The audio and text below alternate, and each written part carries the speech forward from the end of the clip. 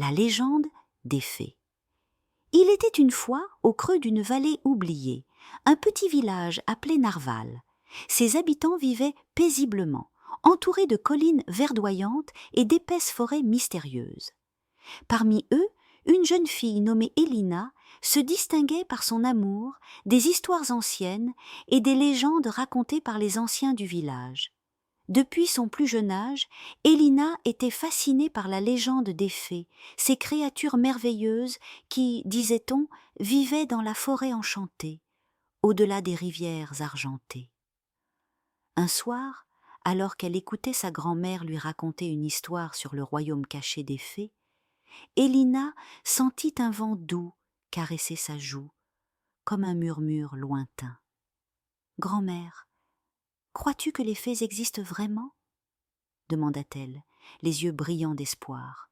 « Il faut toujours croire en la magie, mon enfant, répondit la vieille femme avec un sourire malicieux. Mais attention, seuls ceux qui ont le cœur pur peuvent trouver leur chemin vers leur royaume. Cette nuit-là, Elina rêvait de fées aux ailes irisées dansant sous la lune. Et lorsqu'elle se réveilla, une sensation étrange l'envahit. Un appel invisible semblait la pousser vers la forêt. C'était le début d'une aventure inoubliable. Décidée à en savoir plus, Elina se dirigea vers la forêt dès les premières lueurs de l'aube. La brume matinale flottait entre les arbres centenaires, donnant au lieu une aura mystique. Elle marcha longtemps, suivant un sentier qu'elle ne connaissait pas, guidée par un étrange sentiment de déjà-vu. Soudain, elle aperçut un vieux chêne dont l'écorce semblait briller d'une lumière dorée. En s'approchant, elle remarqua une inscription gravée. « Ceux qui croient trouveront la voie. » Intriguée, Elina posa sa main sur le tronc. Un souffle de vent souleva ses cheveux et le sol sous ses pieds trembla doucement. Devant elle, une arche de lierre s'ouvrit, révélant un passage secret. Le cœur battant, elle entra sans hésitation. De l'autre côté du passage, Elina découvrit un monde extraordinaire. Une lumière douce baignait la clairière, et des fleurs multicolores brillaient comme des étoiles. Des ruisseaux chantaient une mélodie cristalline, et au-dessus d'elles, des silhouettes ailées virevoltaient gracieusement. Les fées, elles étaient réelles. L'une d'elles, plus grande que les autres, s'approcha d'Elina. Elle avait des cheveux couleur de l'aube et des ailes transparentes qui réfléchissaient la lumière. « Bienvenue, Elina, dit-elle d'une voix douce. Nous t'attendions. Vous me connaissez ? Demanda la jeune fille, ébahie. Oui, car seul un cœur pur pouvait franchir le passage. Tu es venue à nous, car un grand danger menace notre royaume. Elina regarda autour d'elle, émerveillée, mais intriguée par les paroles de la fée. « Quel danger ? Que puis-je faire ?» demanda-t-elle, inquiète.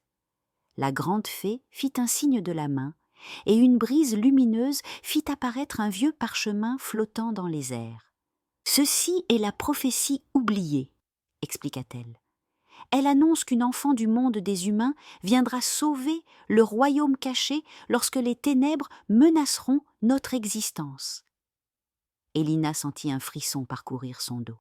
« Mais je ne suis qu'une fille ordinaire. »« Tu es bien plus que cela, Elina. Le simple fait que tu sois arrivée ici prouve que tu es spéciale. Le royaume des fées a besoin de toi. » Soudain, un grondement sinistre résonna dans la clairière. Le ciel se couvrit de nuages sombres, et une ombre gigantesque se dessina au loin. Des arbres se flétrirent à son passage, et un froid glacial envahit l'air. « Il est déjà là, » murmura la fée avec effroi. « Qui est-il » demanda Elina, le cœur battant. « Le Seigneur des ombres. Autrefois, il était un esprit de lumière, mais il a succombé aux ténèbres et cherche à détruire notre monde. Il absorbe notre magie, et si nous ne l'arrêtons pas, le royaume caché disparaîtra à jamais. » Elina serra les poings. Elle ne comprenait pas encore tout, mais une chose était certaine. Elle ne pouvait pas laisser ce monde merveilleux être détruit. « Que dois-je faire ?» La grande fée posa une main douce sur son épaule. « Nous devons trouver les cristaux de lumière. Eux seuls ont le pouvoir de bannir les ténèbres. 3 d'entre eux sont cachés aux confins du royaume. Tu seras accompagné de 2 guides pour cette quête. » 2 petites fées s'avancèrent. L'une avait des ailes dorées et des yeux pétillants de malice. « Je suis Lyséa, gardienne des ruisseaux scintillants. » L'autre avait des ailes bleues aux reflets d'argent.